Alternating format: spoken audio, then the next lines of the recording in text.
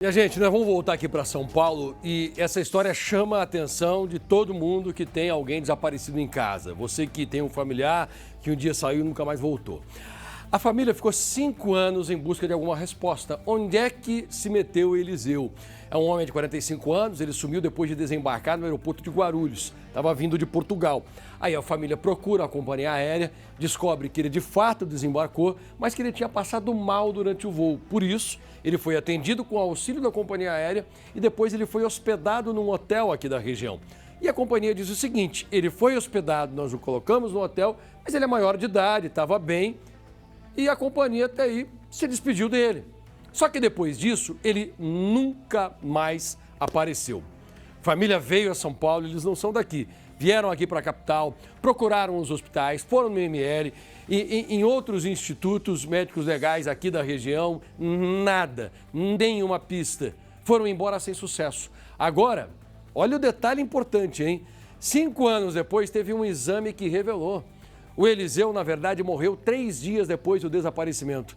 Que exame é esse? Essa reportagem é muito interessante, porque ela fala da tecnologia, fala das possibilidades que nós temos hoje para identificar pessoas que são mortas, que morrem e que são enterradas sem nenhum tipo de auxílio da família e mostra também onde é que pode estar boa parte das pessoas desaparecidas. Põe no ar. Quase 5 anos de buscas. E ainda tínhamos a esperança de que pudéssemos encontrá-lo com vida. Eliseu Teixeira Mendes, de 45 anos, desapareceu em agosto de 2021, depois de desembarcar no aeroporto de Guarulhos, vindo de Portugal, onde morava com as sobrinhas. O projeto era dele vir para poder participar, na comemoração do aniversário dele. Quase 5 anos com a dúvida, será que Eliseu está vivo? Perdido? Sem saber como voltar para casa? Uma pessoa que teve medicado com medicamentos fortes, com calmantes.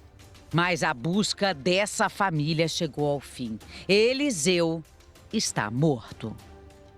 Eles haviam cruzado os dados e que meu irmão, ele havia falecido.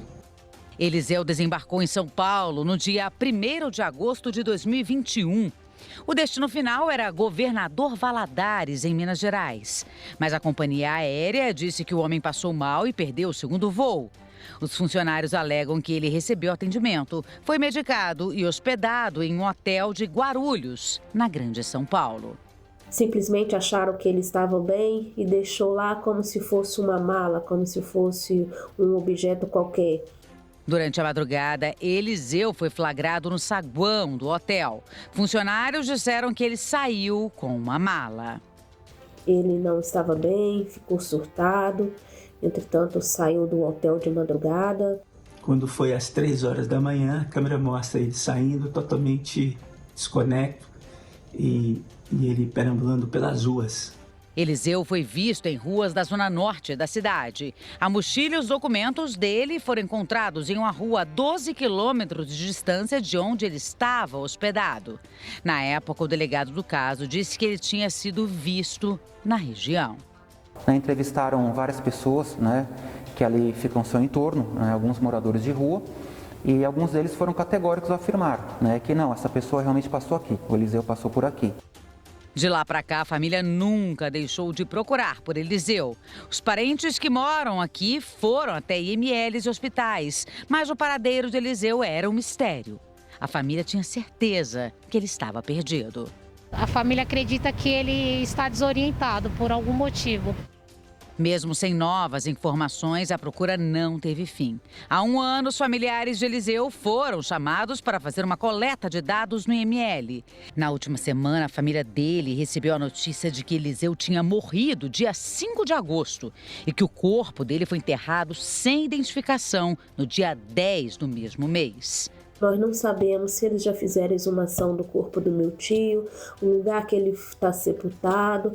Nós não sabemos se nós vamos conseguir fazer o translado dele de São Paulo para o Governador Valadares. Do hotel onde Eliseu estava hospedado, Guarulhos, região metropolitana de São Paulo, na Grande São Paulo, até o ponto onde nós estamos, Vila Maria, zona norte de São Paulo, que segundo a família, ele foi atropelado à distância. São mais ou menos 4 quilômetros.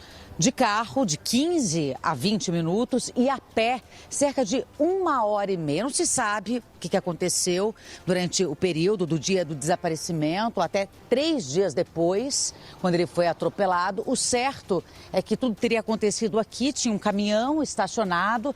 Naquele dia estava muito frio em São Paulo, ele foi dormir embaixo do veículo. E aí, quando o motorista deu partida, não sabia que tinha alguém ali sob o veículo e ele acabou atropelado e morto 3 dias depois do sumiço. E a família só foi descobrir quase 5 anos depois. A notícia encerrou uma busca, mas abriu novas feridas. Para a família, a dor não está apenas na morte. Está também na sensação de que esse sofrimento poderia ter terminado muito antes. Eles questionam porque ninguém conseguiu ligar os pontos, mesmo com boletim de ocorrência registrado, divulgação na imprensa e familiares procurando informações durante anos. A investigação e que nós poderíamos ficar descansados que se realmente entrasse algum corpo no IML, que estava tudo ligado, o processo com a delegacia no qual foi feito o BO, e sabemos que isso não funciona. Infelizmente, isso não funciona. Os corpos sem identificação que chegam ao Instituto Médico Legal passam por uma série de etapas para tentar encontrar um familiar capaz de reconhecer aquela pessoa. Para entender como esse sistema funciona, o Balanço Geral conversou com o professor de ciência forense, Hugo Frugoli, que tem quase 30 anos de experiência na área. Nós precisamos sempre responder essa pergunta: quem é você? Nós precisamos ter essa resposta, nós vamos atrás dessa resposta. Segundo, temos que falar com o cadáver. O corpo fala. E o terceiro, entregar para a família, que é a nossa realização. O corpo é cadastrado no sistema. Os exames são feitos mesmo que o corpo esteja em estado avançado de decomposição. A gente começa sempre pelo método mais barato e mais eficiente, datiloscopia. Então o corpo chegou, vamos ver os dedos dele. As impressões digitais e os ossos são os métodos mais usados para descobrir a identidade de alguém. Os corpos podem ficar até 30 dias no IML. Depois disso, são enterrados, ainda que sem uma identidade. Mas os registros continuam no banco de dados da polícia. O IML se comunica com essa delegacia e ela vai falar, vai dizer, olha, tem uma pessoa, um indivíduo dessa forma, com essa documentação, foi encontrado assim. A família alega que Eliseu foi enterrado no dia 10 de agosto, 9 dias depois do desaparecimento e 3 dias depois da morte. Eles não conseguem entender como não foram avisados durante os 5 anos de buscas. E nós, aquela angústia, não saber se ele tinha sido assassinado, se alguém que tinha feito alguma maldade. Em nota, a Superintendência da Polícia Técnico-Científica disse que o DNA da vítima foi inserido pelo IML de São Paulo no Banco Estadual de Perfis Genéticos há 4 anos. Segundo o órgão, a identificação só foi possível após o cruzamento com os perfis genéticos dos familiares cadastrados em Minas Gerais há 2 meses.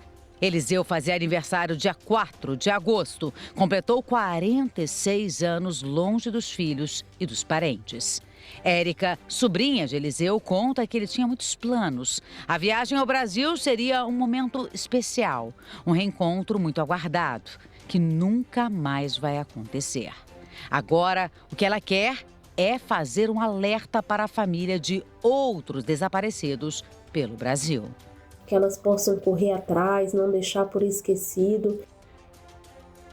E eu imagino que agora a informação mais importante para quem tem um familiar que desapareceu e nunca mais voltou aqui em São Paulo é que o IML tem outras formas, novas tecnologias e que, de repente, uma passada por lá, se você deixar os seus dados e até se participar dessa coleta de DNA que nós mostramos aí, talvez você acabe com o seu mistério. É uma coisa que ninguém quer, né? Encontrar o familiar morto. Mas eu já conversei com muitos familiares que dizem a mesma coisa, todos eles. Olha, chega um momento da vida que a notícia de que o corpo foi encontrado, ela é melhor do que a dúvida de não saber o que foi que aconteceu.